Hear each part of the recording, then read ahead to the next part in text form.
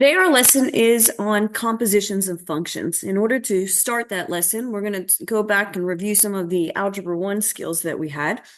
It says, consider this function right here, evaluate the following. And so when we're talking about f of 5, we're saying the input for the f function is 5.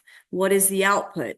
So we are going to plug in the 5 for the x in this equation, because that's where my input is. And so we get 2 times 5, which is 10 minus 3 is equal to 7. So f of 5 is 7. That's how we use function notation. And so you can actually plug that in. You can have an input of anything. So here we have f of 4a. And so again, I would substitute the x with 4a. No other part of the equation changes, just that input. And then 2 times 4a is 8a minus 3. So f of 4a is equal to 8a minus 3. Now we can plug in a whole binomial like you see here, doing the same thing. So my input, which in this case is x, there's my input of x, is going to now be 5x minus 1. So I replace the x with 5x minus 1. Again, nothing else of the equation changes. So this is 2 times my new x minus 3. We multiply. So I'm going to distribute that 2. And then I combine my like terms. So 10x minus 5.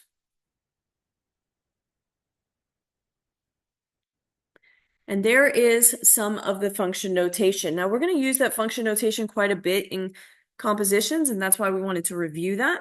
It tells us here that a composite function, sometimes in math, we will substitute a value for x into a function and then use the output, the answer, to substitute into another function. When we substitute an output y value of one function back into a function, this is called a composite function. So we'll see a basic one right here before we move on to the rest of them. It says, let g of x equal 3x plus 1. And let g of 2 equal to c. Then we want to find g of c. Well, right here it tells us that g of 2 is c. So that's the first thing I'm going to do. I'm going to find g of 2. And so I'm going to plug 2 into my x value here. So I get 3 times 2 plus 1. So I've substituted this x with 2. That gives me 6 plus 1, which is 7. So g of 2 is 7. Well, then that means that c is equal to 7, because if g of 2, which we just found to be 7, then what I'm looking for here of g of 6, of c, would be 7, g of 7 right here. And so I get 3 times 7 plus 1. So again, they told us that g of 2 was c. So I found g of 2 to be 7, which tells me that c is 7. So that becomes my input now for the g function. And so I get g of 7 is equal to 22. So here's a basic composition. There are 2 ways that we can write composite functions. Most of the time in class, we're going to use this way written as f of g of x like this, where the function g of x is being placed into the f function. A lot of times on the SAT and ACT and so on, you'll see it in this form, where it's got the little open circle right here in the middle. These both mean exactly the same thing, compositions. And they read exactly the same thing. F of g of x. Okay? When working with composite functions, we start on the inside, which is on the right side right here. So this part here, this part here. If given f of g of x, we are going to evaluate the g of x first because it's on the inside. So we start from here and work our way out. We use the answer from g of x and substitute it into the f of x function. So we're going to start with some numbers here to start us off. So we've got f of g of 3. So we work from the inside out. So this is telling me that 3 is the input for G, and that whole thing is going to be the input for F. So I'm going to find G of 3 first. Now, it's going to be important that you guys pay special case to see which function they're talking about. This is the F function, this is the G function, so I'm starting with this one. And so I get 2 of 3 plus 1. 2 times 3 plus 1. All I did was substitute this x with 3. That gives us 7. So that is now my input for the f. So I'm going to find f of 7. So I go to my f function, and so that would be 3 times 7 minus 5. And 3 times 7 is 21, minus 5 is 16. So f of g of 3 is 16. All right, let's try another one. In this case, 3 is the input for f, and all of that is the input for g. So we start from the inside, so I'm going to find f of 3 first. 3 is my input for the f function, so I'm going to come to the f function, and I'm going to substitute the x with 3. That's 3x minus 5, so I've not changed any other part of this function. 3 times 3 is 9, minus 5 is 4. And so now we find g of 4. This becomes the input for the g function. So I go to my g function, I substitute 4 for the x. 2 times 4 is 8, plus 1 is 9. So g of f of 3 is 9. You can't even do that with the same function. So I'm going to find f of 4. That's 12 minus 5, which is 7. And now 7 becomes the input for this outside function, which is still f. So I get f of 7. And so we get 3 times 7 minus 5. That's 21 minus 5, which is 16. All right, so that was compositions of functions with an actual input number. Now we're going to look at inputting an entire equation. So we get f of g of x here. So it's saying x is still the input for g, and that entire thing is the input for f. And so we're still using these two equations right here. This is my f of x, this is my g of x. So I am going to plug that g of x equation, 2x plus 1, I'm going to substitute it right into the x here. And so we get 3. I'm going to do a parentheses for the x, and I'm going to put that entire other function in the place of the x, minus 5. Notice that nothing else changed. This was 3x minus 5. This is 3, my new x, minus 5. Now we just simplify, so we're going to distribute that 3 and combine my like terms. So f of g of x is 6x minus 2. All right, sometimes I'll write it like this as well to help me remember. I'm going to substitute f of x here with the f of x from right here, 3x minus 5. So f of x was this, I plugged it in there. Now I've got g of this. So I'm going to take my g equation and I'm going to plug in the 3x minus 5 for the x. Everything else stays the same. So this is 2, my x plus 1. I distribute and combine my like terms.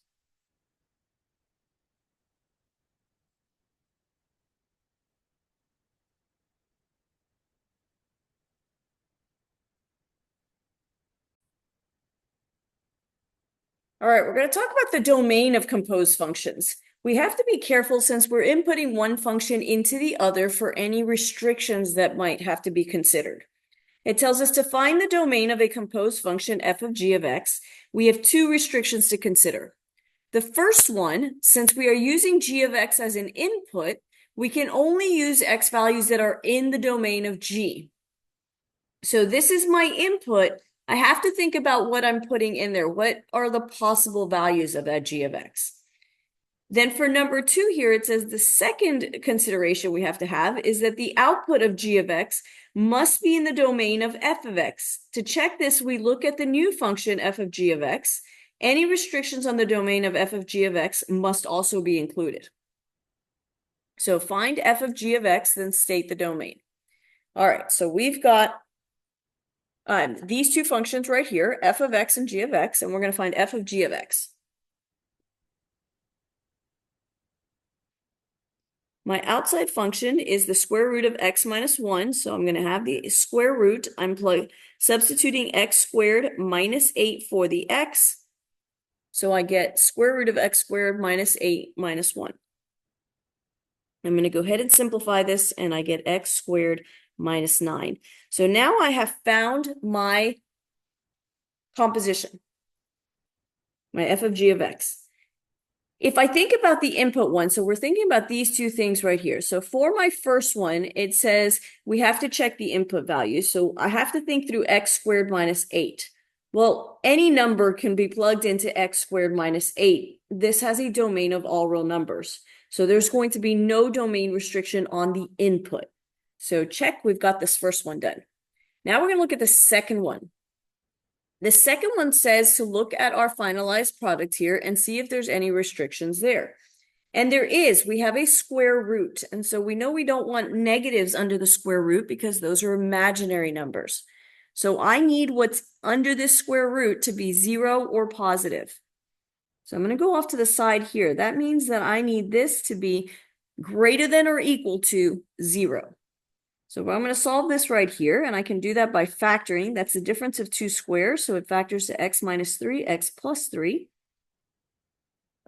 And so the two 0 values would be negative 3 and positive 3. That's where this is 0. Now, I can plug any negative number into here, and a negative times a negative gives me a positive, so I know these values are going to be negative. Now, for this portion right here, between negative 3 and 3, if I plugged in 0 here, that would give me a negative parentheses here and a positive. And a negative times a positive is a negative. And then if I plug in any number bigger than 3, that's going to give me a positive times a positive, which is a positive. So my domain restriction here is where my x's are 0 or bigger. And so that would be all of these here and all of these here. And so I can write that as negative infinity to negative 3, and then again from 3 to infinity. Any value between this would make a negative value here, which we cannot have. All right, let's go the other way now, g of f of x. And so this is going to be my outside function, and this is going to be my inside function. And so I get the square root of x minus 1 squared minus 8. Now we know when we simplify, if we have a square root and a square, they cancel each other out.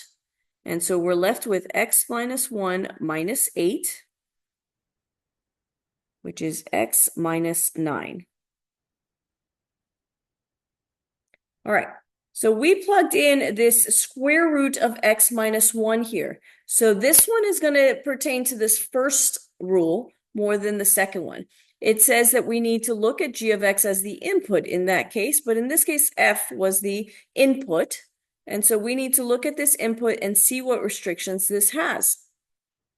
And so again, it's under square root, so x minus 1 has to be greater than or equal to 0, which means that x has to be greater than or equal to, whoops, I wrote 0 again, that should be 1.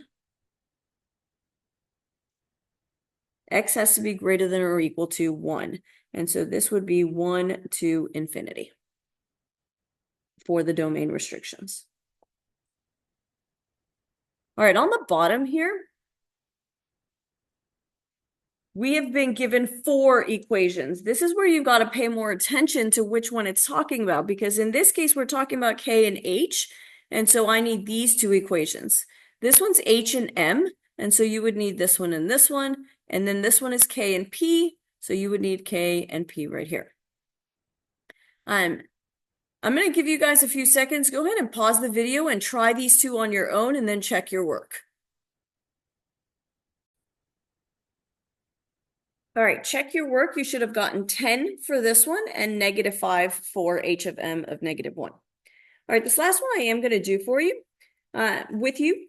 And so this is k of p of x. And so that means we're going to plug in p of x into the k function, which is right here. Now the k function has two x values as our input. And so you do have to plug it into both of those. And so we would get the square root of 3x plus 1 squared plus 4 times the square root of 3x plus 1 plus your 5. So I am not changing anything in this equation. I am just substituting in the place of x.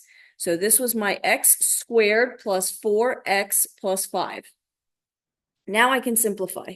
The square root and the square cancel, leaving me 3x plus 1. There's nothing I can do in the second one except multiply, so I get 4 times the square root of 3x plus 1, and then a plus 5 at the end.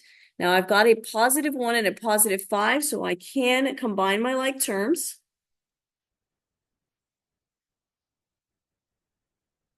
And so there's my final answer. This is one where you would need your domain restriction because we put into the input values here something that has restricted values. And so we need to take that into consideration. And so 3x plus 1 has to be greater than or equal to 0. So we subtract the 1 and divide by 3. And so x would have to be greater than or equal to negative 1/3. So for our domain restriction here, we would put negative 1/3 to infinity. Those are the only values that we want to put into this equation. All right, so we're going to look at another problem here, and this one's got several different ones. It's got my f of x up as a piecewise graph. It's got a table here where we've got g of x defined for these values. We've got h of x with a piecewise equations. And then we've got k of x that has a description here. It says it is a quadratic function with a horizontal translation of 2 followed by a vertical translation of -3. So for k of x, I would want to start by writing that equation. It says it is a quadratic with the horizontal translation. So that is x minus 2 squared and a vertical translation of -3. So I'm going to write out that equation just so that I have it there to use a little bit easier. All right, so on this first one, it says f of g of 3. So 3 is my input for g. Well, g is the table, so that's what I would want to use for that. Now, it does not have an input of value of 3, and this is not an equation that I can write. And so this is undefined. We do not know what that is. For this next one, we have 8 as the input for f, and all of that is the input for h. So I would want to start on my f function. Well, this is f. Make sure you're careful looking at those labels. So my f function, 8, so I go to 8, and that is -1 is the output value there. So that becomes h of -1. And so h is my piecewise with the equations. Again, I need to be careful. It says to use this equation when it is less than 1, this one when it's equal to 1, and this one when it's greater than 1. Well, -1 falls into this domain right here, so I would want to use this equation. And so that is the absolute values of -7 plus 3 times -1.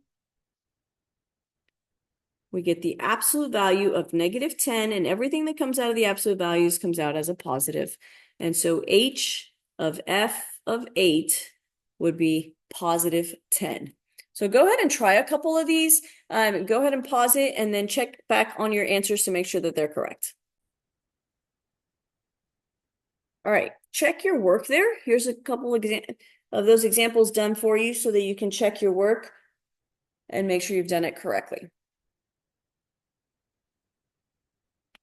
All right, in AP Pre-Cal, we use the rule of 4 a lot, and so we've talked about that. You want to be able to do it in graphs, you want to be able to do it in equations, in verbal context situations, and in tables. So it's time to look at a table with compositions.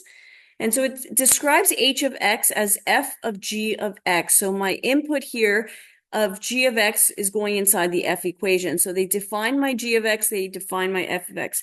Remember, x is the input value. This is the output for g, this is the output for f, and this is going to be the output for h. So I would start with my first -3. So we're looking for h of -3 basically on this first one. And so in order to do that, I need to use my composition here. And so -3 is going to be the input for g. So g of -3, well, that's right there, 0.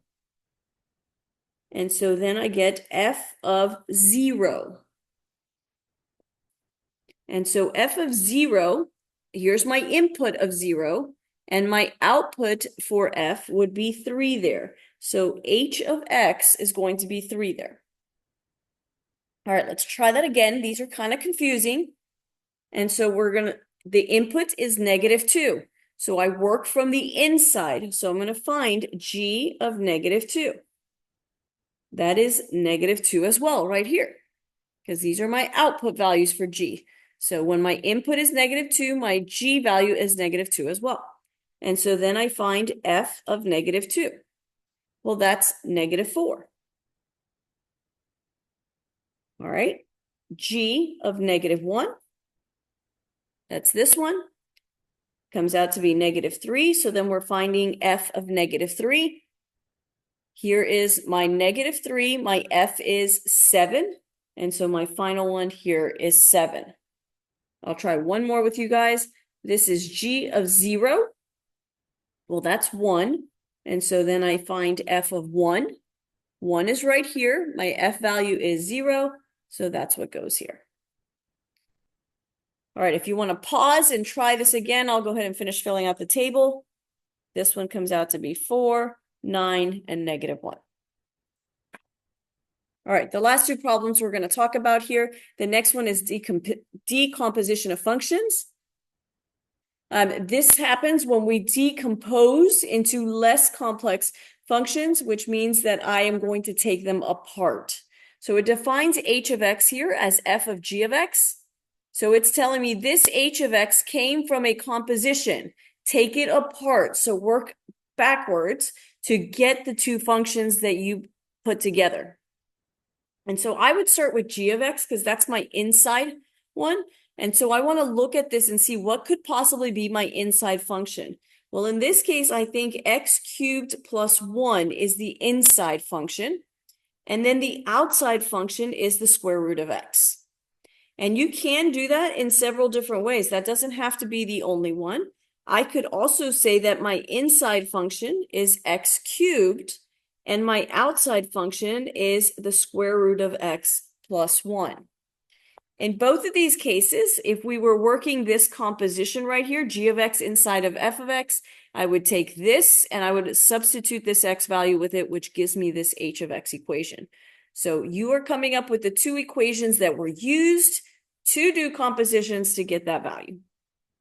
In this one right here, I can say x squared plus 5 is my inside function, and then my outside function would be 5 over x. All right, on this last part here, and I've messed up doing this part, the piecewise linear function f defined on -3 to 3 is shown in the graph. The function g is given by g of x equals x minus 2. Sketch a graph of y equals f of g of x. So initially when I saw this, I started to plug points in from our domain to find our new values.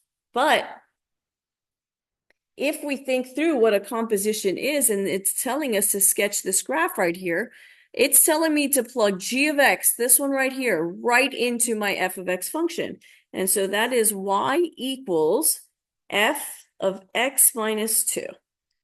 So that is the new input for my f function. And so if I put all of this pre-cal that we've done together, we realize this is a horizontal translation.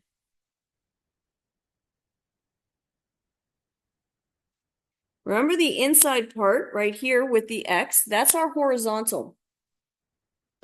By 2, which means I'm going to go to the right 2. So I can actually take each one of these points and move them to the right 2.